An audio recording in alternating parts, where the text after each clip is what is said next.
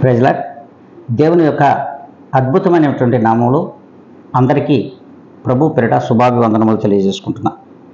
ఈ దినం దేవుడు మనకిచ్చినటువంటి ఒక నూతనమైన వాగ్దానం, అది సామెతల గ్రంథము 7వ అధ్యాయము 1వ వచనం.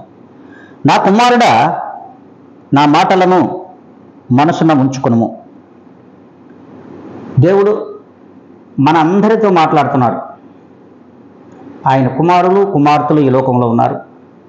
ఆయన కుమారులు కుమార్తెలకు ఇస్తున్నటువంటి వాగ్దానం ఏంటంటే, ఆయన మాటలను ఎవరైతే మనసును ఉంచుకుంటారో, ఆ మాటల ప్రకారం ఈ లోకంలో ఎవరైతే జీవిస్తూ ఉంటారో, దేవుడు ఆ మాటలను మన హృదయంలో ఉంచుకోమని, ఉంచుకున్నటువంటి ఆ మాటల ప్రకారం ఈ లోకంలో జీవించమని, ఆ యొక్క మాటను అనుసరించినటువంటి జీవితాలు మీకును మనకును అందరికీ కావాలని తన కుమారులకు కుమార్తెలుగా భావించినటువంటి మనందరి పక్షంగా ఆయన తెలియజేస్తున్నాడు.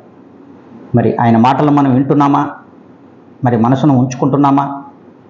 ఒక్కసారి జ్ఞాపకం చేసుకోండి. ఒక్కసారి మన హృదయాలను పరిశీలించుకోమని దేవుడు అంటున్నాడు. ప్రతి మందిరంలో కూడా ఆదివారమున ఆయన మందిరంలోకి ప్రవేశిస్తున్నాం. ఆయన మాటలు వినడానికి వచ్చాం, కానీ మాటలు వినం. ఇతరుల మాటలు, ఇతరుల యొక్క చేష్టలను మనం గమనిస్తూ ఆయన మాటలను వినక పెడచెవిని పెడుతున్నాం. ఎన్నిసార్లు చెప్పినను వినవాడు హఠాత్తుగా పోతాడని దేవుడు వాక్యం సెలవిస్తుంది. మరి హఠాత్తుగా పోతావా ప్రియమైన దేవుని బిడ్డ? ఆలోచించు. ఆయన మాటల ప్రకారం ఈ దినం నుండి అయినా సరే అనుసరించు, మనసును ఉంచుకొని నడుచుకో. మరి అలా నడుచుకోవాలంటే ఈ దినం నుండే ఆయన ప్రార్థనలు ఏకీవించి మన హృదయంలో మన మనసును దేవుని వైపు తిప్పుకోవాలని ప్రభువు పేట మనవి చేసుకుంటున్నా.